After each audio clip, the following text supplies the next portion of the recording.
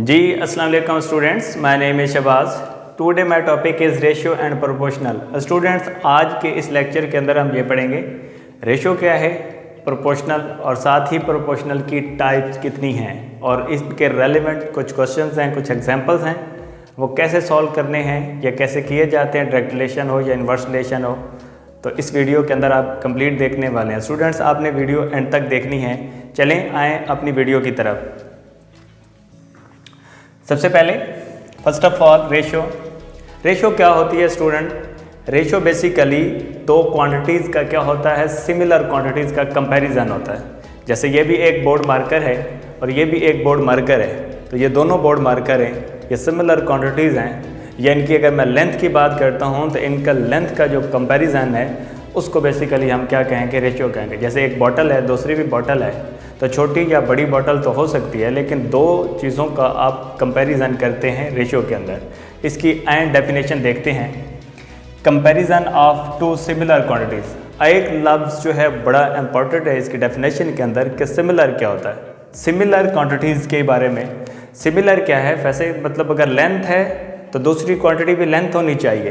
एक आपका वेट को है तो दूसरा भी वेट होना चाहिए। एक आपकी कोई और क्वांटिटी है, मैस है, तो दूसरा भी मैस होना चाहिए। अगर टाइम की आप कंपैरिजन टाइम के साथ देखेंगे, इसका मतलब है दो सिमिलर क्वांटिटी का आप एक दूसरे के साथ क्या देख रहे हैं, कंपैरिजन देख रहे हैं। तो यही बात लिखी है कि comparison of two similar quantities, एक जैसे सिमिलर क्वांटिटीज, सेम टाइप्स की जो क्वांटिटीज़ होंगी उनका जो कंपैरिजन होता है, उनका आपस में रिलेशन जो है उसको क्या कहते हैं, रेशियो कहते हैं। या दूसरी डेफिनेशन है relation between two similar quantity. आप कंपैरिजन की बात कर लें, दो आप जो सिमिलर क्वांटिटीज़ उनका कंपैरिजन करें, या उन दोनों सेम जो आपकी क्वांटिटीज़ हैं उनका रिलेशन देखें, तो ये बेसिकली आपका क्या कहलाता है, रेशियो कहलाता है।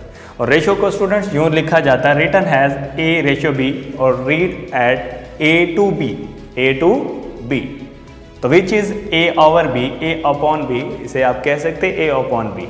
इनमें बहुत अहम एक चीज़ है, आर्डर का ख्याल रखना है। रेशियो के अंदर आर्डर बड़ा मैटर करता है। ये फर्स्ट क्वांटिटी है, ये सेकंड है, तो जो फर्स्ट क्वांटिटी होती है उसको एंटीसीडेंट कहते हैं, जो सेकंड क्वांटिटी होती है उसे कॉन्सिक्वेंट कहते हैं। इसके अंदर आर्डर बहुत जो है वो मैटर करता है। Third thing is that the ratio has no unit, because ratio is the fraction of comparison of two similar quantities. ऊपर भी अगर आपकी लेंथ है, नीचे भी लेंथ है, तो लेंथ को अगर आप मीटर में मेजर कर रहे हैं तो मीटर मीटर से कैंसिल हो जाएगा। सो दैट्स वाई रेशियो का कोई यूनिट नहीं होता। बहुत अहम एमसीक्यूज है, इसको भी दिमाग में रख लीजिएगा। नेक्स्ट स्टूडेंट्स, आगे आता है प्रोपोर्शनल। अब जैसे हम कह रहे हैं कि दो क्वांटिटीज़ का अगर हम कंपैरिजन करते हैं तो उसे क्या कहते हैं, रेशियो कहते हैं। और प्रोपोर्शनल बेसिकली क्या होता है, वही दो जो आपकी एक रेशियो ये है और एक रेशियो कोई और है। फॉर एग्जाम्पल ये टाइम की टाइम के साथ रेशियो है, ये लेंथ की लेंथ के साथ रेशियो है। तो ये जो दो मेरे पास आपकी रेशियोज हैं, इनका आपस में जो कंपैरिजन है that is said to be proportional. तो यही लिखा है, कंपैरिजन कह लें, रिलेशन कह लें, रिलेशनशिप कह लें बिटवीन टू रेशियोज।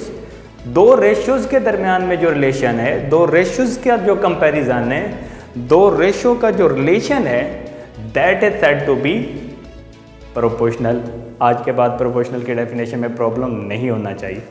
जैसे कि written as a ratio b proportional c ratio d. तो बेसिकली प्रोपोर्शनल को मैंने क्या लिखा है, इक्वल। यस, नेक्स्ट स्टेप में आप इसे लिख सकते हैं, A upon B is equal to C upon D. ये जो आपके प्रोपोर्शनल के साथ दो क्वांटिटीज होती है इनको मीन्स कहते हैं, और जो एंड वाली आपकी क्वांटिटीज हैं इनको क्या कहते हैं, एक्सट्रीम्स। तो मीन का product always equal to extreme product होता है, ये भी दिमाग में नोट कर लीजिए। चलें जी, प्रोपोर्शनल के अंदर दो बातें और आती हैं। डायरेक्ट प्रोपोर्शनल क्या होता है और इनवर्स प्रोपोर्शनल क्या होता है। अब डायरेक्ट प्रोपोर्शनल जैसे हम कह रहे हैं रिलेशनशिप बिटवीन टू रेशियोज, तो हम इसकी डेफिनेशन में भी यही कहेंगे, relationship between two ratios in such a way that increase और decrease in the one quantity. अगर एक क्वांटिटी के अंदर इंक्रीज या डिक्रीज आता है तो विच काज प्रोपोर्शनल इंक्रीज और decrease in the second quantity. मतलब कहने का ये मतलब है, अगर एक क्वांटिटी के अंदर आपकी क्वांटिटी जो है वो इंक्रीज होती है या डिक्रीज होती है, तो जो दूसरी क्वांटिटी है वो भी आपके इसी तरह प्रोपोर्शनली क्या है, इंक्रीज या डिक्रीज हो, यानी इंक्रीज हो रही है तो इंक्रीज हो, डिक्रीज हो रही है तो डिक्रीज हो। तो इसको क्या कहते हैं, ये जो आपका प्रोपोर्शनल होता है इसको डायरेक्ट प्रोपोर्शनल कहते हैं। और डायरेक्ट प्रोपोर्शनल के अंदर आपका ग्राफ अगर आप ड्रा करते हैं तो एक तरह का स्ट्रेट लाइन भी होता है। आगे इसकी एग्जांपल मैं बाद में समझाता हूँ, आप डेफिनेशन इन्वर्स प्रोपोर्शनल की भी देख लीजिएगा। इन्वर्स प्रोपोर्शनल भी बेसिकली दो जो रेशियोज होती है उनका आपस में रिलेशन है और कंपैरिजन है। और कैसा कंपैरिजन है कि अगर आपके एक रेशियो के अंदर एक क्वांटिटी इंक्रीज या डिक्रीज हो रही है, इंक्रीज हो रही है तो दूसरी आपकी क्या हो, डिक्रीज हो। अगर एक इंक्रीज हो रही है तो दूसरी डिक्रीज हो, या पहले आपकी डिक्रीज हो रही है तो दूसरी क्या होगी, आपकी इंक्रीज होगी।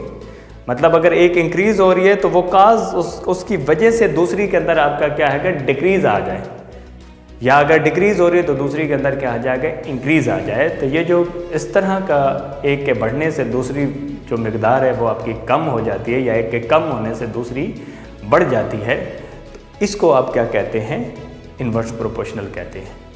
अब इसकी एग्जांपल्स, फॉर एग्जांपल मैं डायरेक्ट की बात करता हूँ। तो मेरे पास अगर एक सर्कल है, आप समझ लीजिएगा ये सर्कल है, सेंटर से बाउंड्री तक इसका क्या है, रेडियस है। अगर मैं एक सर्कल का रेडियस बढ़ाता हूँ तो बेसिकली उस सर्कल का एरिया भी क्या हो जाएगा, बढ़ जाएगा। तो मेरा एरिया किस पर डिपेंड कर रहा है, रेडियस के ऊपर। सर्कल का जो रेडियस है उसके ऊपर सर्कल का एरिया डिपेंड कर रहा है। जैसे जैसे आपका रेडियस इंक्रीज होगा उस सर्कल का एरिया भी उसी तरह इंक्रीज होगा। अब इन्वर्स प्रोपोर्शनल के अंदर आपका क्या है कि फॉर एग्जांपल एक कैंप के अंदर जो है कुछ लोग रह रहे हैं, एक जगह पे कुछ लोग हैं, उनका राशन है फॉर एग्जांपल 10 लोगों के लिए आपका 20 दिन का राशन है, और उनमें से 3 लोग चले जाते हैं तो बाकी कितने बच जाएंगे, 7। तो वही राशन जो है वो अब जैसे लोग कम हुए तो वो राशन उनके लिए क्या हो जाएगा, ज़्यादा दिनों तक वो खा सकते हैं। तो अभी मैंने इसी चीज़ की एग्जांपल भी दी है, आप देखिएगा कि उसे मैं सॉल्व आउट करता हूँ कि कैसे करना है, इजी वे से निकाल लेंगे। तो आई होप सो कि ये आपको डेफिनेशन जब तक जितनी मैंने पढ़ा ली है, रेशियो, प्रोपोर्शनल, डायरेक्ट और इन्वर्स, आपको समझ आ चुकी होगी। नेक्स्ट आते हैं, इनके क्वेश्चंस आते हैं तो स्टूडेंट सॉल्व कैसे करना है। तो फर्स्ट एग्जांपल है डायरेक्ट प्रोपोर्शनल की। एग्जाम्पल है क्या, मैं नीचे आपको एग्जाम्पल दिखा भी देता हूँ, आप उसकी देख लीजिएगा स्टेटमेंट, दोनों एग्जाम्पल की स्टेटमेंट अगर यहाँ आपको क्लियर नहीं हो रही तो नीचे मैं आपको कंपोज फॉर्म में दिखा रहा हूँ, आप देख लीजिए। अच्छा, फर्स्ट एग्जाम्पल जो है वो ये है कि प्राइस ऑफ 12 एग्स, मेरे पास कितने एग्स हैं, 12, और उनकी प्राइस मुझे बता रखी है कि 96 है। लेकिन फाइंड क्या करना है, how many eggs be bought with 80 rupees. तो क्वेश्चन इज दैट कि अगर 12 अंडे जो हैं वो 96 रुपीज़ के मिलते हैं तो मैं 80 रुपीज़ में कितने अंडे खरीद सकता हूं।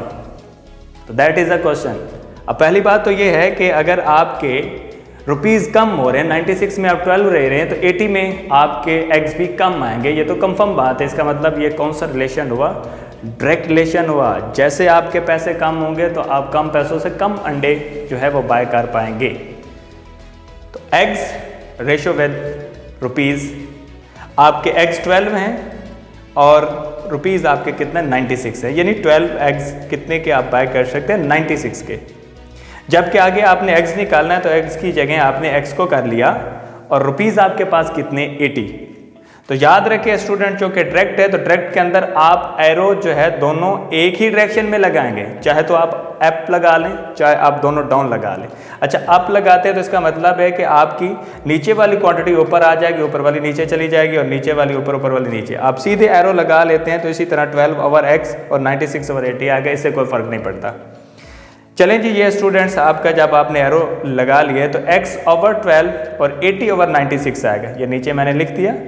अब x चौके निकालना है तो 12 यहाँ डिवाइड हो रहा है, यहाँ आके क्या हो गया आपका मल्टीप्लाई। जब हम इसे मल्टीप्लाई करेंगे और सिंप्लीफाई करेंगे, 12 1s are 12 8s are, तो 80 को मैं 8 पे डिवाइड करूँगा तो मुझे क्या मिलेगा 10। इसका मतलब है आप 80 रुपीज़ में कितने एग्स बाय कर सकते हैं? 10। तो जब आपके 96 रुपीज़ थे तो 12 एग आप बाय कर रहे थे। जब आपके पास 80 रुपीज़ होंगे तो आप एग कितने बाय कर सकते हैं? 10। हो गया ट्रिगलेशन का आपकी एग्जाम्पल। अब आते हैं स्टूडेंट इन्वर्स के ऊपर। इन्वर्स प्रोपोर्शनल की एक एग्जाम्पल मैंने लिखी है। ये students 10 mens have the ration for 21 days.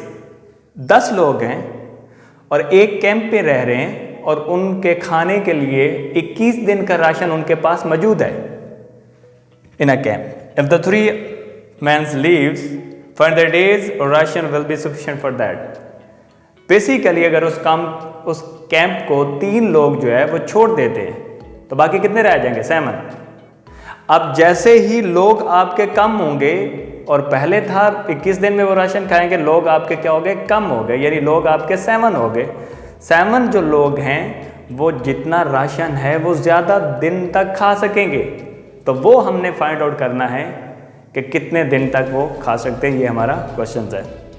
अब स्टूडेंट्स मैंने पहले भी जैसे कि बताया है कि एक कैंप पे अगर 10 लोग हैं और 3 छोड़ जाते हैं, 10 लोग 21 दिन तक राशन खा सकते हैं, तो उनमें से 3 छोड़ जाते हैं तो राशन ज़्यादा दिन के लिए उनके लिए सफिशिएंट हो जाएगा, क्योंकि ये इन्वर्स रिलेशन है। एक चीज़ के कम होने से, लोगों को कम होने से राशन जो है वो बढ़ेगा तो नहीं, लेकिन वो ज़्यादा दिन तक राशन जो है वो खाया जा सकता है। यानी ज़्यादा लोग होंगे तो ज़्यादा खाया जाएगा, और अगर लोग कम हो जाते हैं तो वही राशन कम लोगों के लिए ज़्यादा डेज के लिए सफिशिएंट हो जाएगा। तो यही है मैन और साथ आपका क्या है? डेज।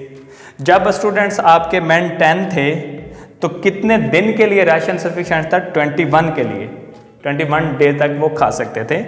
अब नेक्स्ट आपका क्या है? 3 जो है वो कैंप को छोड़ देते थे, बाकी कितने रह गए? 7। तो जब आपके लोग 7 हैं तो आपका डेज का नहीं पता, वो हमने फाइंड आउट करना, उसको एक्स ले लिया।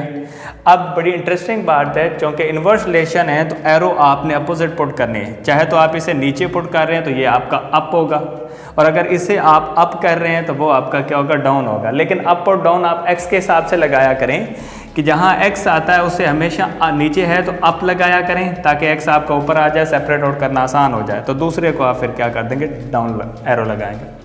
तो ये बेसिकली डाउन लगा तो 10/7 आएगा, और ये अप है तो ये x/21 आएगा, x/21। तो यहाँ मैंने x फाइंड आउट करना है तो 21 यहाँ आके क्या हो जाएगा? मल्टीप्लाई।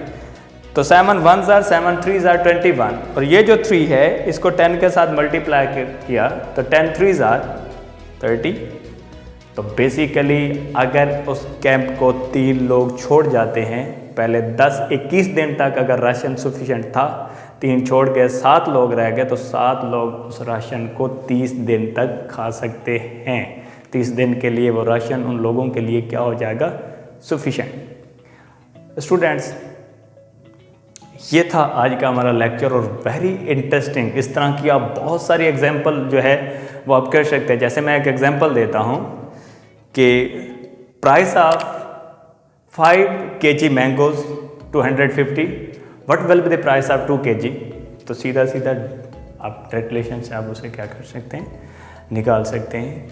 तो सिंपल है, कोई इसमें प्रॉब्लम वाली बात नहीं है। आप सीधा से सिंप्लीफाई करें और आंसर अपना फाइंड आउट करें। आई होप सो कि student that is very interesting lecture, आप लोगों को समझ आई होगी। अगर समझ आई है, आप इसे वीडियो को लाइक करें, अपने दोस्तों के साथ शेयर करें।